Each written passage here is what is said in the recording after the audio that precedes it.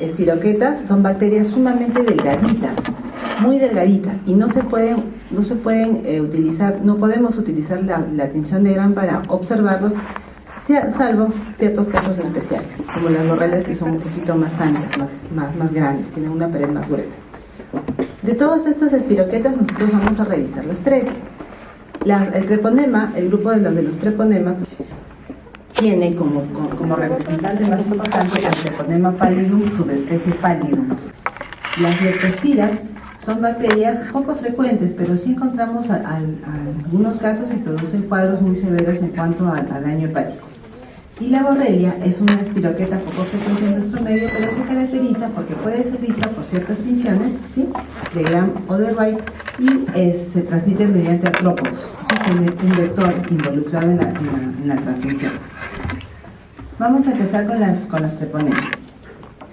Las espiroquetas, ¿sí?, tienen estos tres grupos de los que les estaba comentando: el treponema, la leptospira y la borrelia. Las bacterias que están agrupadas en el género treponema, ¿sí?, son las que producen algunas enfermedades conocidas como sífilis. En negro, un poquito más resaltado, está el nombre completo de la bacteria, ¿sí? Nosotros hablamos de un Treponema pallidum, subespecie pallidum, que es agente causal de la sífilis venérea, y así nos vamos a referir en la clase a esta bacteria. El Treponema pallidum, subespecie endemicum, es el agente causal de otro tipo de enfermedad que no es venérea y se conoce como vejel o sífilis endémica. La flambesia o PIAN es una enfermedad producida o que tiene como agente causal al Treponema pallidum, subespecie perpetua. Dentro de los treponemas tenemos otro grupo, el Treponema carateum, que es el agente causal, ¿sí?, del mal de Pinto o de la enfermedad conocida como pinta. Todas estas bacterias se clasifican dentro del grupo treponema, pero tienen una diferente epidemiología y manifestaciones. Dentro de las espiroquetas del grupo de las leptospiras, solamente una es patógena para el humano, la Leptospira interrogans, ¿sí?, que tiene como reservorios a los animales pequeños de campo, ¿sí?, que defecan o miccionan en lagos o lagunas, ¿sí?, y las personas se contagian cuando se bañan o nadan en estos lugares. Finalmente, las borrelias, como les decía, tienen otros tipos de enfermedades, son poco frecuentes en nuestro medio y causan enfermedades conocidas como fiebres recurrentes, ¿sí?, epidémicas y endémicas, dependiendo de la especie. Bueno, vamos en orden. ¿Qué característica importante tiene el treponema? Vamos a hablar dentro del treponema del agente causal de la sífilis, el pallidum, subespecie pallidum. Esta bacteria se caracteriza por ser sumamente móvil. Tiene 3 flagelos periplasmáticos que están en cada extremo, o sea que es una bacteria que se mueve muy rápido, se desplaza con gran rapidez. Crece en condiciones con poco oxígeno y también puede crecer en condiciones sin oxígeno. Puede ser anaerobia o microaerobia. Es una bacteria sumamente sensible al oxígeno. Y un detalle importante, que es el que vale la pena resaltar porque nunca lo hemos visto hasta ahora, es que esta bacteria no crece en medios acelulares. Es decir, no va a poder crecer, no van a poder ustedes tomar una muestra y reproducirla en los medios de cultivo habituales, ¿sí? No lo pueden sembrar en un medio de McConkey, ni un test, en ningún medio, porque no va a crecer. Estas bacterias son sumamente finas, muy delgaditas, razón por la cual no se pueden ver con la tinción de Gram o tinción de Gienza, no se pueden ver con ellas. ¿Cómo se ven? Por procedimientos especiales. Uno de ellos es el microscopio de campo oscuro. En este microscopio de campo oscuro se utilizan refracciones de luz de manera especial y se aprovecha la gran motilidad de la bacteria para poder verla, ¿sí? Entonces, características importantes de la especie del pallidum, subespecie pallidum o el agente causal de la sífilis, ¿sí?, es que es extremadamente delgado y por eso no se puede ver y es muy móvil. Y otro elemento importante es que no crece en los medios de cultivo habituales. Necesita tener células vivas para poder desarrollarse. Y estas características especiales de las que hemos hablado tienen su origen en la disposición de sus componentes estructurales. Miren, la bacteria tiene una membrana externa y una membrana interna y varios componentes dentro de ella. ¿Se acuerdan que o ustedes saben que las bacterias tienen componentes que se exponen, ¿no es cierto?, hacia afuera? Hay ácidos teicoicos, en el caso de las gram positivas, ácidos lipoteicoicos, lipopolisacáridos en las gram negativas. Aquí ocurre lo contrario. Esta bacteria se guarda todo hacia adentro. Las lipoproteínas que forman parte de las membranas están dispuestas hacia el interior. Esta es la membrana externa y este es el espacio periplásmico. Es como si estuviéramos viendo la bacteria a través de un tubo, hubiéramos hecho un corte transversal a la bacteria. Todos los componentes se encuentran hacia adentro, ¿sí? La mayoría de las lipoproteínas que constituyen a estos elementos están hacia adentro, hacia el interior, hacia el espacio periplasmático. Y esa es la razón por la que no despierten ninguna reacción en el organismo. Es una especie de mecanismo que le sirve para ocultarse de las defensas del organismo, ¿sí? No hay nada contra lo que el cuerpo humano pueda elaborar un anticuerpo, porque todos los componentes están hacia adentro. Este mecanismo, por lo tanto, le sirve para resistir a la fagocitosis. Se sabe que la bacteria tiene la capacidad de pegarse a la fibronectina y esa sería la manera de entrar en contacto con los tejidos. Se sabe también que esta bacteria sintetiza hialuronidasa y 5 hemolicinas. El rol de estos dos elementos no está bien definido y por eso están aquí en signos de interrogación. ¿Servirán las hemolicinas para el daño tisular y la hialuronidasa para permitir la infiltración? No lo sabemos, pero sí se sabe que la bacteria la sintetiza. Vamos a ver que este Treponema pallidum, subespecie pallidum, causa un gran daño en el tejido, ¿sí? Las manifestaciones, en el caso de esta enfermedad, no se producen por algún elemento sintetizado por la bacteria, es decir, aquí no hay toxinas ni hay lipopolisacáridos. Todo el efecto de la presencia de la bacteria o la lesión es sencillamente la respuesta del organismo a la presencia de la bacteria, a la cantidad de bacterias que hay, ¿sí? El organismo va a responder a la bacteria, pero por la presencia en sí de este microorganismo, no por algún componente que despierte la respuesta. Ahora vamos a ver eso con un poco más de detalle. Muy bien, hasta ahora es la única bacteria que han visto que tiene sus componentes hacia adentro, ¿no es cierto? Porque las demás todo está hacia afuera, así que es fácil de recordar. El Treponema pallidum, o el agente causal de la sífilis, se encuentra en todo el mundo.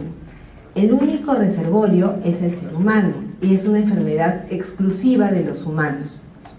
Se sabe que ha existido por mucho tiempo en la historia de la humanidad y ha ido evolucionando con el hombre. Sin embargo, se ha mantenido siempre muy sensible a la desecación y a los desinfectantes. Por eso es que es tan importante las formas de transmisión. Todas tienen que ver con contacto cercano o contacto muy íntimo, ¿sí? Porque esta bacteria en el ambiente no va a vivir mucho. La vía de transmisión más frecuente es la vía sexual, ¿sí? Puede pasar de madre a hijo, puede haber una transmisión vertical, ¿sí? A través de la placenta, y también puede transmitirse por una transfusión de sangre, ¿sí? Transfusión de sangre contaminada puede hacer que una persona sana contraiga la enfermedad. Esta bacteria, como es sumamente sensible a la desecación y a los desinfectantes, tampoco suele sobrevivir en la piel, muere rápidamente, se deseca. Se sabe que en el momento del contagio hay abundantes bacterias en las lesiones y en las mucosas. Por eso van a ver ustedes que cada etapa de la sífilis tiene una lesión característica. Y en estas enfermedades, o mejor dicho, en estas etapas, cuando hay una lesión es cuando una persona se puede contagiar, si tiene contacto con esa lesión. Una persona que tiene la bacteria puede mantenerla en sangre por 8 años, sin tratamiento. Por eso es que también se considera la vía de transfusión de alguien que no sabe que tiene la enfermedad, ¿sí? Que puede ir contagiándole si dona sangre en ese tiempo. Este mismo periodo es el que, si este periodo está ocurriendo en una mujer, si esta bacteriemia está en una mujer que está gestando, es el momento en que se la transmite al producto de la gestación. Por encima de los 8 años esta infección sigue activa, pero se cree que ya sin bacteriemia. es una bacteria que, a pesar de todas las ventajas que tiene para contagiar, no se contagia tanto, ¿sí? 30% de riesgo de contagio en un único contacto, así que no es tan contagiosa en sí, ¿sí? ¿Qué otra bacteria conocen ustedes que es sumamente contagiosa y en un único contacto puede tener hasta el 50% de riesgo de transmisión? ¿Se acuerdan? También es otra bacteria que es agente de una enfermedad de transmisión sexual. La Neisseria gonorrhoeae. ¿Cuál más? Esas dos. La Neisseria gonorrhoeae, ¿se acuerdan? Hay 50% de riesgo en un único contacto.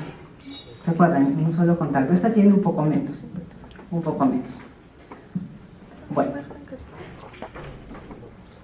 Una persona entra en contacto con alguien que tiene sífilis. Les pongo las lesiones para que recuerden siempre esto. Tiene que haber lesión para que tengamos contagio, o sea, para que una persona se contagie por contacto con otra persona. Pero, si esta persona está en la fase de bacteriemia, ¿se acuerdan que puede durar hasta 8 años? Si se hace una transfusión de esta persona enferma a otra, también se puede transmitir, ¿sí? Miren, la sífilis tiene un periodo de incubación bastante largo, creo que es el periodo de incubación más prolongado que han visto hasta ahora, ¿no es cierto? Entre 10 y 90 días del contacto con una persona enferma. La lesión característica es el llamado chancro, y esta lesión, ¿sí?, es sumamente contagiosa. ¿Por qué? Hay gran cantidad de bacterias en esta lesión, no en la piel, sino en la lesión. El chancro evoluciona desde una pápula hasta una úlcera que característicamente no va a doler, no duele, y al final esta úlcera toma esta forma, el chancro, que es sumamente infeccioso, gran multiplicación de bacterias en esta zona. Después de 15 días, este chancro aparentemente cura, ¿sí? Se cierra y ya no se observa. Y las personas que tienen esta lesión, ¿sí?, tienden a pensar que están curadas, que ya se sanaron y que la enfermedad ya pasó, pero la bacteria continúa en el organismo. Se sabe que en todas las lesiones, en todas las fases, las lesiones van a tener una característica histológica de endarteritis y periarteritis, y además una infiltración de polimorfos nucleares. Eso es característico en todas las fases. Miren, la sífilis primaria da paso después a la sífilis secundaria, que puede ocurrir después de 2 a 10 semanas de la desaparición del chancro, y les indica que la bacteria ya está diseminada. Cuando ocurre la sífilis secundaria, el paciente va a tener un recuerdo de haber estado con esta lesión, con este chancro, y después va a tener un cuadro pseudogripal y linfadenopatías. Aparece un brote, ¿sí?, un exantema generalizado en todo el organismo, que es bastante visible en las manos. Este brote puede ser de varias formas. Puede ser solamente una elevación, ¿sí?, de la piel, puede ser una mancha o puede ser una pústula con líquido en el interior. En algunos pliegues cutáneos aparecen unas lesiones que se llaman condiloma lata, y después de semanas o meses la lesión otra vez desaparece. ¿Por qué están estas dos fases en una sola lámina? Para que recuerden que en estos dos momentos la persona es contagiosa cuando tiene una lesión. La bacteria se replica activamente en las lesiones, ¿sí? No se vayan a olvidar. Y acuérdense también que esta bacteria tiene esta lesión tiene la característica de aparentemente entrar en curación, ¿sí? Y la persona ya cree que pasó la enfermedad. Ocurre que después de la segunda fase, el paciente, un tercio de ellos, evoluciona hasta la llamada sífilis terciaria. Esta sífilis terciaria puede aparecer después de hasta 30 años de contacto con la bacteria. Es de larga duración, es una aparición después de mucho tiempo. Y las lesiones que aparecen en esta etapa se conocen como granulomas o gomas sifilíticas, ¿sí? Estas gomas sifilíticas aparecen en todo el organismo. Actualmente, las personas que tienen el virus de la inmunodeficiencia adquirida pueden hacer cuadros de neurosífilis y también tienen la bacteria, ¿sí? Y también puede aparecer la sífilis cardiovascular, falla en las válvulas por aparición de estas lesiones. Les había dicho que la madre puede transmitir al feto por vía transplacentaria la enfermedad o la bacteria, y eso es cierto. Cuando la madre tiene una infección latente, ¿sí?, el niño va a contraer la bacteria y puede nacer también con una infección latente. o también con malformaciones orgánicas, o puede ocurrir también la muerte fetal. Cuando los niños nacen de una madre de la que no se sospecha que tiene sífilis, ¿sí?, pueden tener un cuadro de rinitis, una secreción abundante por la nariz y un exantema, ¿sí?, que se descama. Los daños o las malformaciones que pueden ocurrir en estos niños tienen que ver con daño óseo, ceguera, sordera y daño cardiovascular. Muy bien. Miren, las muestras se tienen que recoger de la misma lesión, ¿sí? Generalmente las muestras que se toman son las de las lesiones del chancro y tienen que utilizar dos cosas. Se pueden utilizar la microscopía de campo oscuro. Como les decía yo hace un momento, esta microscopía utiliza diferentes refracciones de luz para aprovechar la gran motilidad de la bacteria y poder verla. Y se llama de campo oscuro porque se ve la bacteria móvil, blanca o más luminosa, moviéndose sobre un fondo oscuro. Ahora bien, se pueden utilizar anticuerpos fluorescentes que se van a adherir a la bacteria, ¿sí?, y permiten que sea visible con mayor facilidad. Se utiliza esta es de mayor utilidad, sin embargo, de la que se dispone con más facilidad es la de ella, la microscopía de campo oscuro, ¿sí? Ahora bien, nosotros podemos evidenciar la presencia del agente causal de la sífilis en el organismo viéndolo o no viéndolo. Existen unas pruebas que se llaman las no treponémicas. Miren, les decía al principio de la clase que todo el efecto, esa destrucción, el chancro, las lesiones y las gomas sifilíticas, todas esas respuestas, ¿sí?, tienen que ver con las manifestaciones tienen que ver con la respuesta del organismo ante la presencia de la bacteria en el cuerpo. Miren, cuando la bacteria esté en el cuerpo va a producir un daño en las células y esas células van a liberar sus componentes, ¿no es cierto? Hay lípidos en la célula. Entonces, las pruebas no treponémicas tienen que ver con esto.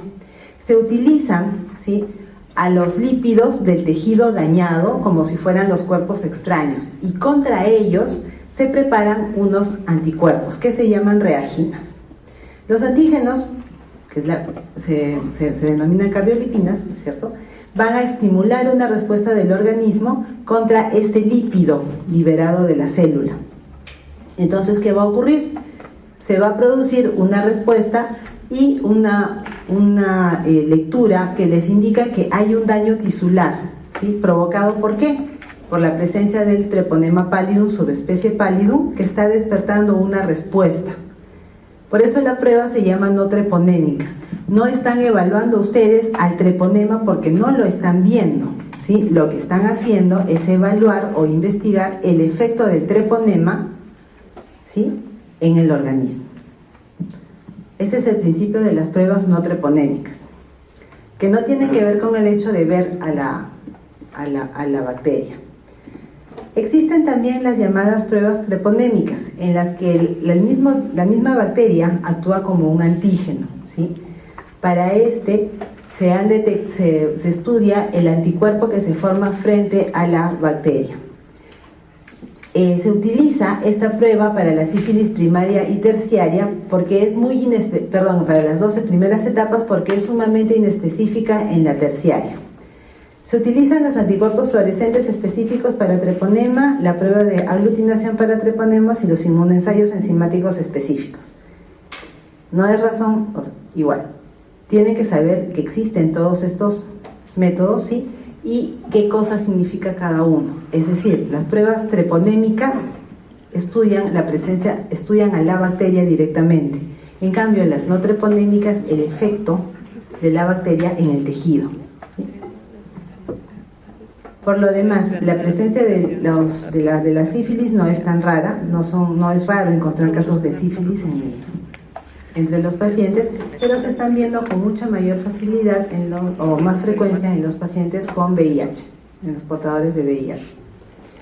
Bueno, cuando comenzamos a conversar sobre estos treponemas, dijimos que el treponema pallidum tenía 3 subespecies, ¿no es cierto? La subespecie pallidum, que era el agente causal de la sífilis, y había 2 más, la endemicum y la pertenue. Las otras 2 especies de treponema pallidum atacan sobre todo a niños, ¿sí? Son enfermedades de niños y no tienen que ver nada con el contacto sexual.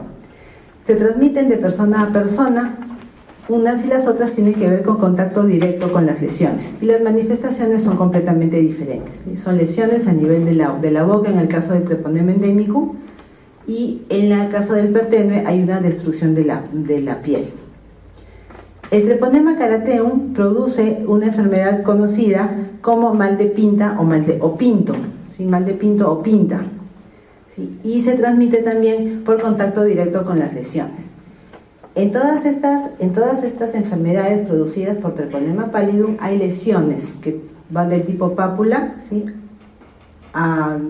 Y que pueden en algunos casos ser bastante leves y en otros pueden ser hasta desfigurantes, ¿sí? Recuerden siempre, el único treponema pallidum que produce una infección venérea es el agente causal de la sífilis, los demás no, solamente son lesiones cutáneas. Bien, pasemos a la leptospira, salvo que tengan preguntas sobre treponema. Bien, está claro, perfecto. La leptospira es un grupo, o las leptospiras son un grupo grande de bacterias, ¿sí? Y el único dentro de las cuales el único patógeno humano es la leptospira interrogans. Esta leptospira se caracteriza por tener en los extremos unas especies de ganchos, ¿sí? Y son bastante móviles, pero tienen solamente 2 flagelos. Estos microorganismos necesitan, ¿sí?, del aire para poder vivir a determinadas temperaturas, un límite muy pequeño de temperaturas entre 28 y 30 grados. Se tienen que cultivar en medios que tengan los nutrientes necesarios, como las vitaminas del grupo B, ácidos grasos, sales y amonio. La leptospira ingresa cuando una persona entra en contacto con agua contaminada. Este ingreso se favorece porque las bacterias son sumamente delgadas y pueden entrar por la mucosa. Si hay alguna lesión, entonces es más fácil el ingreso. La bacteria directamente se va a sangre y luego se distribuye a todos los tejidos y va a producir enfermedades a nivel del sistema nervioso central. Puede producir una meningitis aséptica y una enfermedad de Weil, que es una hepatitis bastante severa. La bacteria se va a diseminar fácilmente porque es sumamente delgada. Igual, les pueden decir, no es raro encontrar fallas a nivel circulatorio causadas por esta bacteria. Todas estas enfermedades o todas estas manifestaciones aparecen después de un periodo inicial que no tiene nada de característico. ¿Cuántas enfermedades bacterianas hemos visto que comienzan con un cuadro pseudogripal, algo que no es específico, y recién cuando el microorganismo llega a su tejido blanco se desencadena el cuadro característico? La bacteria puede estar en el líquido cefalorraquídeo en la primera fase sin producir meningitis, pero después sí. Se dice que produce una meningitis aséptica que puede confundirse con una meningitis viral porque no van a encontrar a la bacteria en el líquido cefalorraquídeo. Al igual que las demás, que el treponema puede producir una enfermedad congénita. ¿Por qué es importante que recuerden a la leptospira? Porque no es rara y deben pensar en ella cuando una persona les cuenta que ha estado tomando unas vacaciones o bañándose en unos lugares donde el agua esté estancada, ¿sí? Por ejemplo, lagos o lagunas que tengan alrededor habitantes naturales que son los pequeños roedores de campo. Estos animalitos tienen a la bacteria en el aparato renal, ¿sí? Y van a eliminar al microorganismo cuando orinan, cuando miccionan. ¿Dónde? Alrededor o en estos lugares. Puede ser que los animalitos vivan por aquí y miccionen aquí cerca del agua o en el agua. Entonces las personas contraen la enfermedad cuando ingresan. El humano constituye, en el caso de la leptospira, el reservorio accidental, ¿sí? Es accidental porque no va a tener ninguna forma de transmitirlo, la leptospira queda ahí en el humano. Ahora, el reservorio permanente son los pequeños roedores. Como les decía, ellos son asintomáticos, solamente tienen a la bacteria pero no sufren enfermedad. El laboratorio para la leptospira también pasa por utilizar el microscopio de campo oscuro. Recuerden que es una bacteria también muy delgadita que puede atravesar las mucosas, ¿sí? Así que no va a ser fácil teñirla. Los medios especiales de cultivo tienen que tener las condiciones de las que hablamos, la vitamina, las sales de amonio para poder crecer, y la bacteria puede mantenerse en cultivo hasta por 4 meses. Algunos pueden hacerse positivos a las 2 semanas, pero también demora.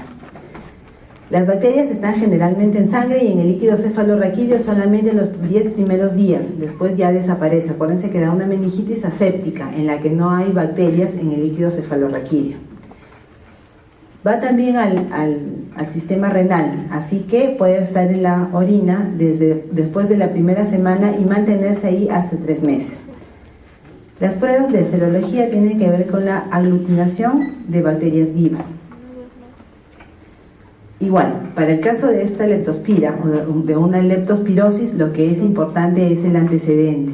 Lo que tiene que investigar es el antecedente para sospechar de la enfermedad, sobre todo cuando ya está en la segunda fase.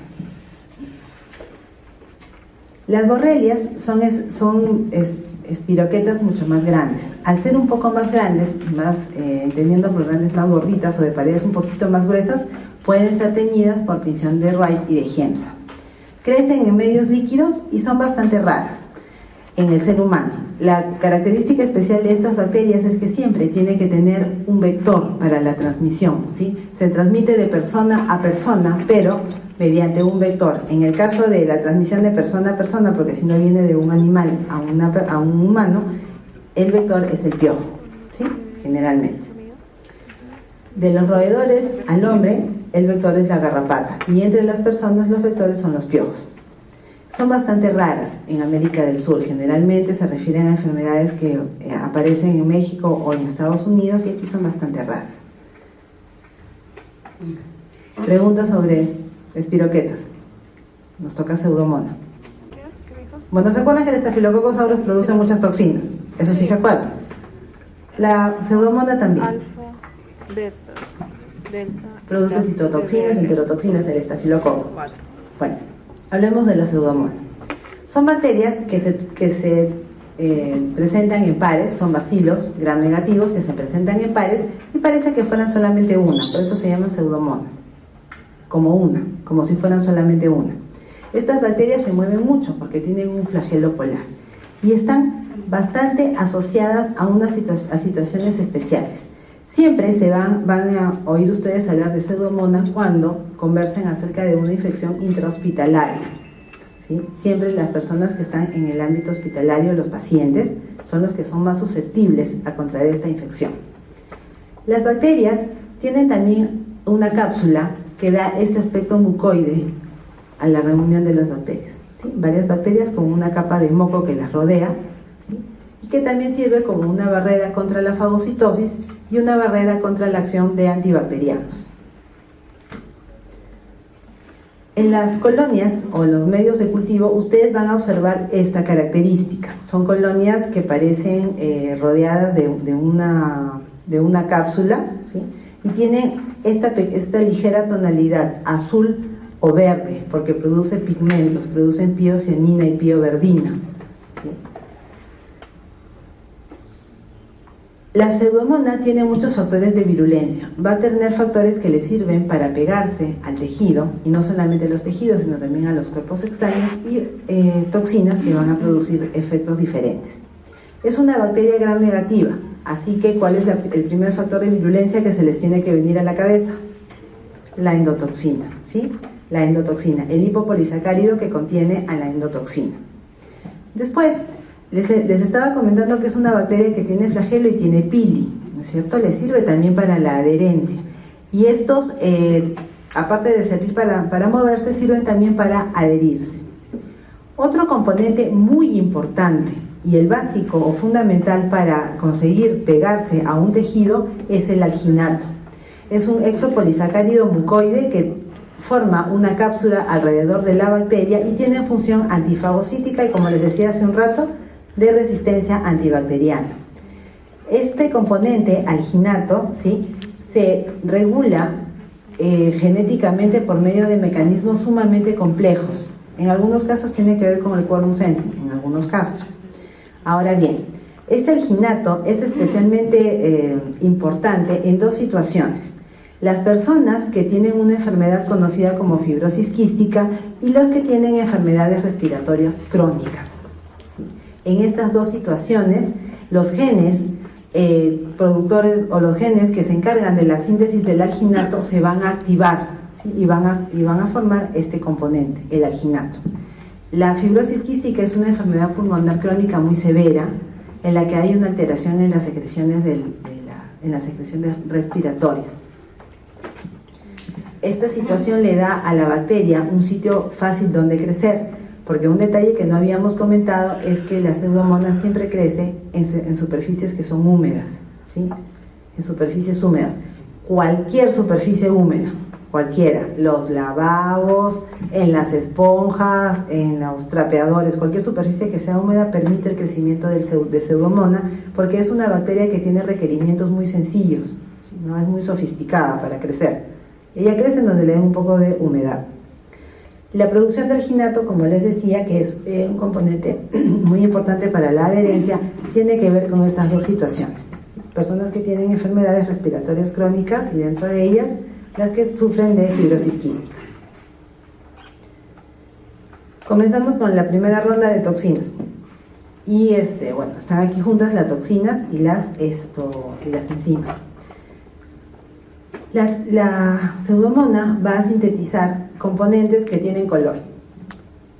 Ninguno hemos visto que tenga, ninguna bacteria sintetiza componentes que le dan una coloración especial. Aquí sí, sintetiza la piocianina y la pioverdina, cada una con una función distinta. La piocianina lo que trata de hacer es bloquear la acción de los radicales tóxicos de oxígeno, ¿sí? Para eso le sirve. Y además también va a estimular respuestas inflamatorias mediante la producción de la interleucina 1. La pioverdina, ¿sí? Es un sideróforo. ¿Qué es un sideróforo? Compite por el hierro. Compite por el hierro. ¿Qué captura? Hierro. Hierro. Es un componente de la bacteria que le sirve para la captura de hierro para su nutrición. Muy bien. Esta pioverdina, aparte de ser un sideróforo y darle esa tinción verde, ¿sí? Que se observa en algunos medios de cultivo, también regula la secreción de una exotoxina A, conocida como ETA. Esta exotoxina altera la síntesis proteica. ¿Se acuerdan que las toxinas a veces bloqueaban la síntesis de proteínas de las células, ¿no es cierto? ¿O no?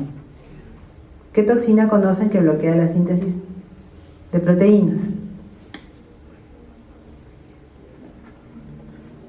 ¿Conocen? Que yo me acuerde dos. Sí, esa es una. ¿Y la otra? Una es la toxina de Shiga. ¿Y la otra? Ya. Bueno, esta es la tercera. Altera la síntesis de proteínas. Y es una toxina que está sumamente activa en ciertas situaciones. Es la que va a favorecer la aparición de muerte tisular de la necrosis en los pacientes que tienen quemaduras y que contraen una sobreinfección con la pseudomona, y también en dos cuadros importantes: las infecciones o la destrucción tisular o del tejido a nivel del ojo, el daño corneal, y también a nivel pulmonar, ¿sí? Todo eso gracias a la acción de la exotoxina A. Sintetiza la pseudomona algunas enzimas, y dos importantes van a ser las elastasas, la A y la B. Se sabe que estas dos actúan juntas, es decir, actúan en una suerte de sinergia, una potencia a la otra, y van a dañar la elastina, pues. Son elastasas, van a dañar la elastina. ¿En dónde? En cualquier tejido, pero sobre todo en el pulmón.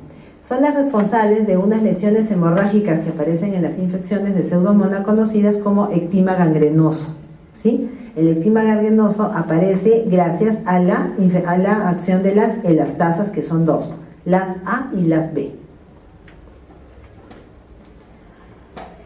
Nos faltan dos toxinas más, en este caso una toxina y una enzima.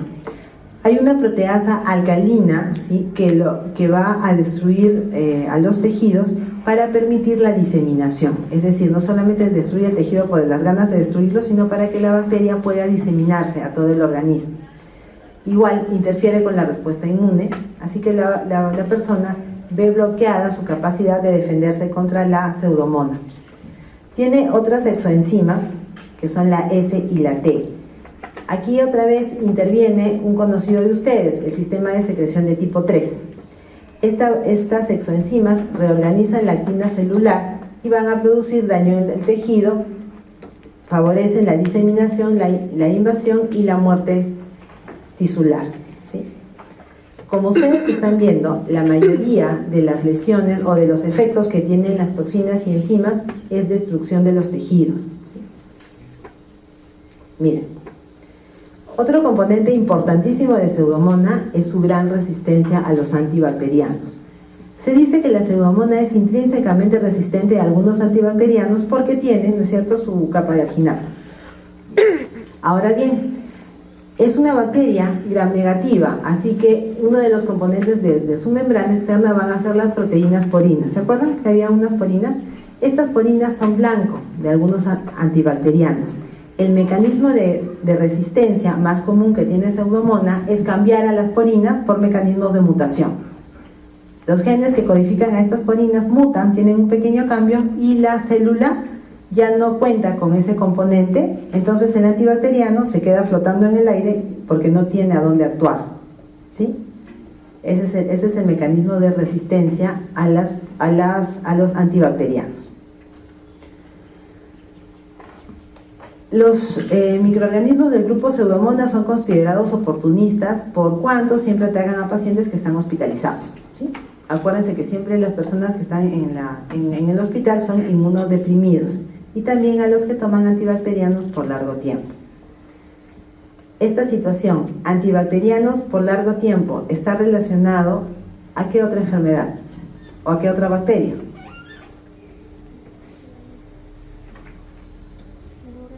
¿Se acuerdan? Al Clostridium. ¿Cuál de los Clostridium? El difícil. Una persona que toma antibacterianos por largo tiempo puede tener una infección por Clostridium difficile y también por Pseudomonas, ¿sí? Es otro elemento. La bacteria es sumamente resistente, como les decía, a antibacterianos y desinfectantes y se desarrolla muy bien en objetos húmedos, entendiendo por objetos húmedos incluidos estos dos: soluciones de limpieza y medicamentos, ¿sí? La bacteria puede crecer en cualquiera de estas situaciones. Es bastante peligrosita la Pseudomonas, por lo menos bastante fastidiosita porque está en todos lados, ¿sí? Muy bien. ¿Qué hace la Pseudomonas? De todo. Es una... sí.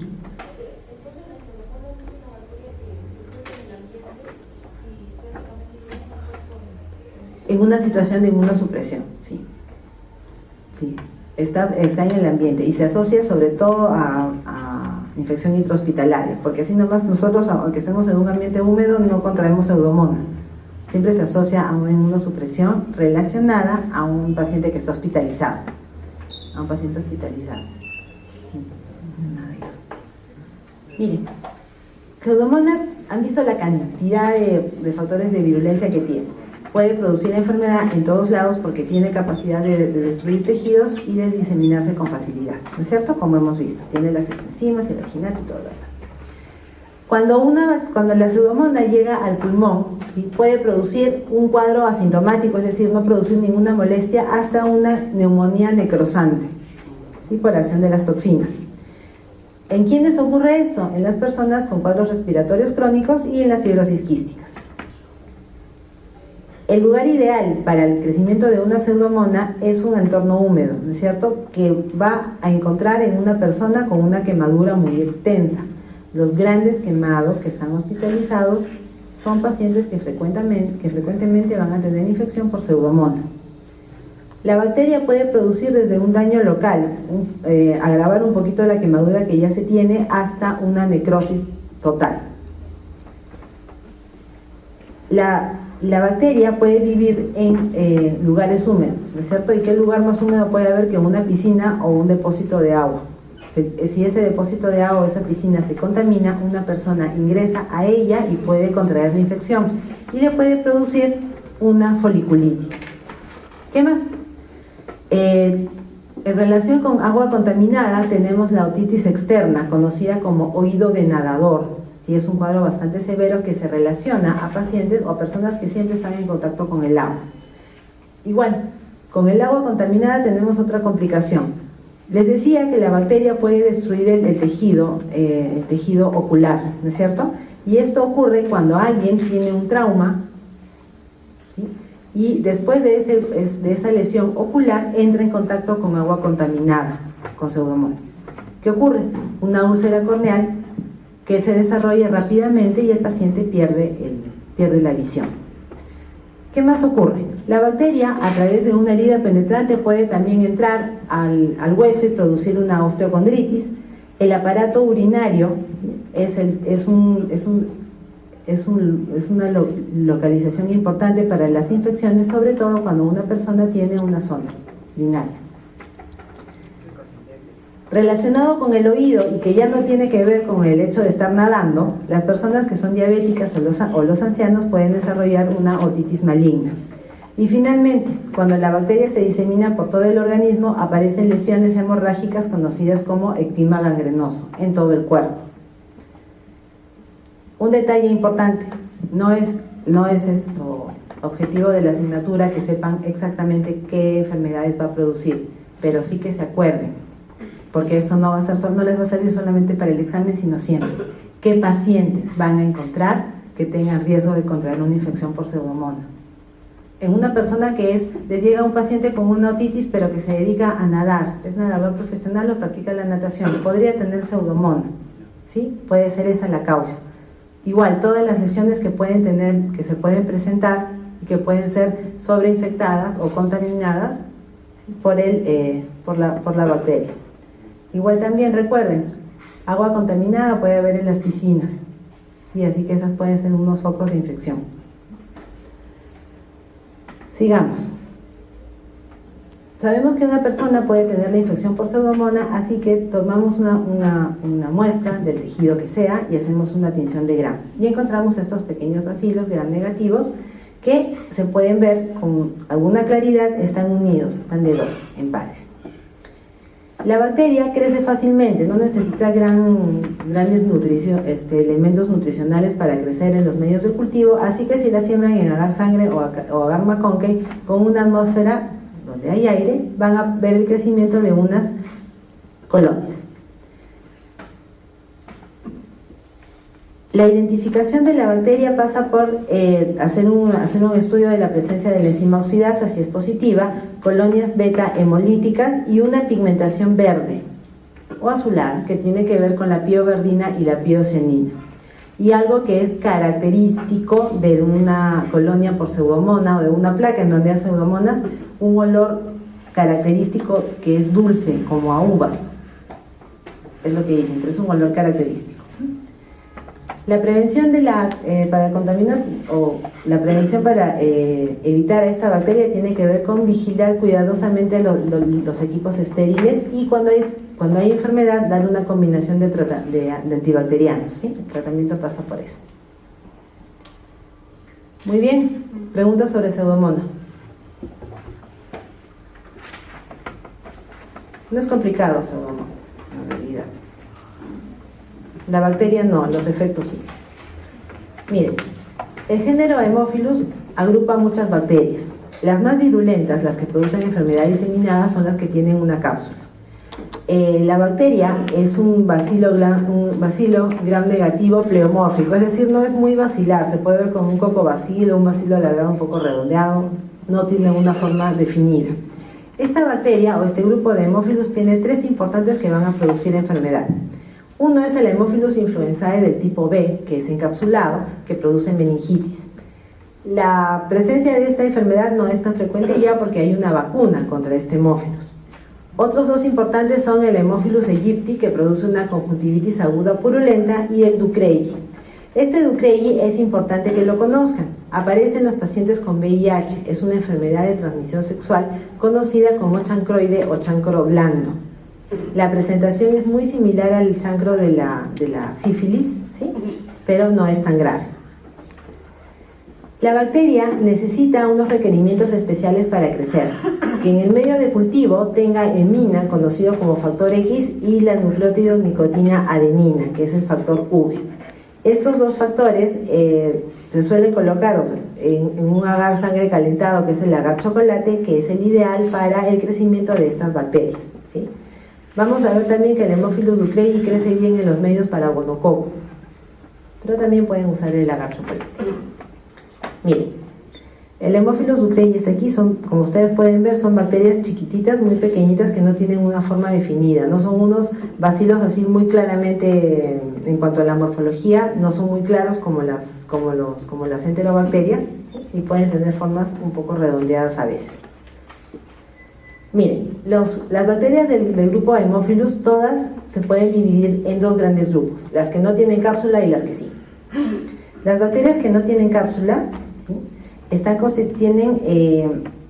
pueden ser divididas por esta cápsula polisacárida en 6 serotipos, sobre todo los Haemophilus influenzae. El tipo B es el que produce la enfermedad diseminada y la meningitis. Estas bacterias, como son gram negativas, tienen una membrana externa que tienen proteínas que sirven para la tipificación en cepas y especies. Las encapsuladas también van a tener 8 biotipos, y estos 8 biotipos están relacionados a la producción de indol, actividad de ureasa y la actividad ornitina oxidasa. Todos estos componentes, estos biotipos y estas proteínas de cepa y especie sirven para clasificaciones epidemiológicas, ¿sí? Epidemiológicas. Ustedes lo único que tienen que recordar es que dentro del grupo de los encapsulados es el Haemophilus influenzae de tipo B el más severo o el más peligroso porque produce meningitis en pacientes no vacunados.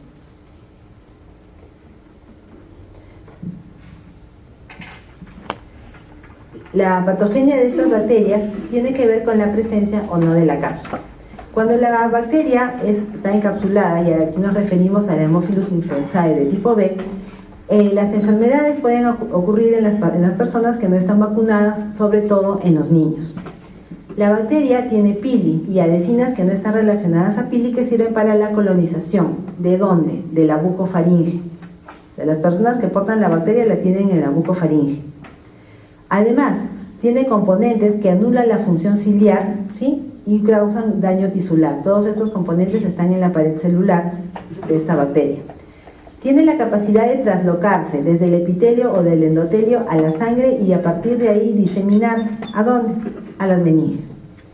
Todas las bacterias que son encapsuladas, en este caso el Haemophilus influenzae de tipo B, tienen como principal factor de virulencia a la cápsula de polirribitol. Los anticuerpos que se forman contra la cápsula aparecen en 3 situaciones: si a una persona la vacunan, si ya tuvo una enfermedad o si han venido directamente estos anticuerpos de la mamá. Sin embargo, acuérdense, los anticuerpos de la madre no producen, en algunos casos, y este es uno de ellos, no producen protección permanente. Entonces el niño puede contraer la infección.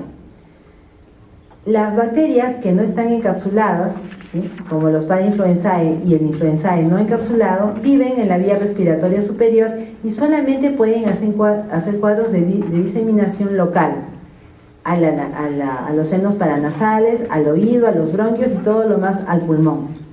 Un detalle importante o un factor de virulencia que comparten tanto los encapsulados como los no encapsulados es la presencia de la proteasa de inmunoglobulina A, que sirve para la colonización. Muy bien. ¿Dónde está la bacteria? Los niños tienen como principal reservorio a la boca. ¿Para quién? Para el Haemophilus influenzae. El encapsulado, ¿sí?, produce enfermedad cuando la persona no está vacunada, ¿sí?, o cuando no cuenta con los anticuerpos que se han adquirido de las formas de las que hemos hablado. El no encapsulado está en la vía respiratoria superior y, como les decía, solamente produce enfermedades localizadas. Las personas que tienen mayor riesgo de contraer esta enfermedad son, como siempre, los niños, que hacen infecciones en los oídos y en los senos paranasales, y los adultos que tienen enfermedad pulmonar crónica obstructiva. El Haemophilus ducreyi, ¿sí?, el Haemophilus ducreyi es un agente causal de enfermedad de transmisión sexual del chancro blando o chancroide. Aquí están las enfermedades que produce. La más severa, o la bacteria que produce las enfermedades más serias, es el Haemophilus influenzae encapsulado de tipo B. Produce meningitis, posterior a un cuadro respiratorio, epiglotitis, celulitis y artritis, sobre todo en inmunodeprimidos. El no encapsulado, solamente infecciones respiratorias localizadas. el Haemophilus aegypti una conjuntivitis aguda purulenta y el Ducreyi una enfermedad de transmisión sexual, una úlcera genital conocida como chancro blando o chancroide y nada más. Las muestras para los estudios de Haemophilus tienen que ser tomadas con mucho cuidado para no contaminarse con las bacterias propias de la boca, ¿sí? Se sabe que la bacteria, por favor, corrijan aquí, no es 107, sino es 10 a la 7, ¿sí? Bacterias por mililitro de líquido cefalorraquídeo. La cantidad de bacterias es sumamente abundante, por lo que solamente se deben tomar de 1 a 2 mililitros de líquido cefalorraquídeo en la muestra para el estudio, no necesitan más. Las lesiones para estudiar al Haemophilus ducreyi se deben tomar de la base de la úlcera con una tolunda humedecida.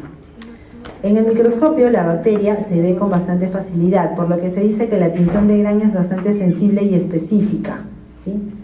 Y que van a ver una bacteria pleomórfica, así con una forma no muy definida, alargada, gram negativa.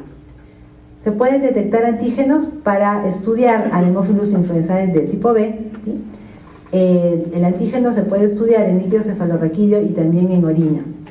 La identificación de una bacteria para decir que es un Haemophilus tiene que ver con la morfología y acuérdense de los requerimientos para el crecimiento, ¿sí? Necesita hemina y NAD para poder crecer, el factor X y el factor V. Haemophilus influenzae, como decíamos al principio, crece muy bien en agar chocolate y aparecen estas colonias opacas de 1 a 2 milímetros. El Haemophilus aegypti debe crecer en agar chocolate complementado con CO2. Después de 4 días aparecen las colonias con las mismas características, y el Ducreyi, que puede crecer muy bien en agar chocolate, es preferible que lo cultiven en agar para gonococo, el GC, a una determinada temperatura por 7 días. Y esto es lo importante del Haemophilus influenzae: un medio de cultivo o un cultivo especial que está relacionado a otra bacteria, en que se van a utilizar las propiedades del Staphylococcus aureus. Miren, se sabe que la bacteria Staphylococcus aureus puede producir algún daño produce un cierto grado de hemólisis, ¿no es cierto?, de destrucción de los componentes del medio de cultivo.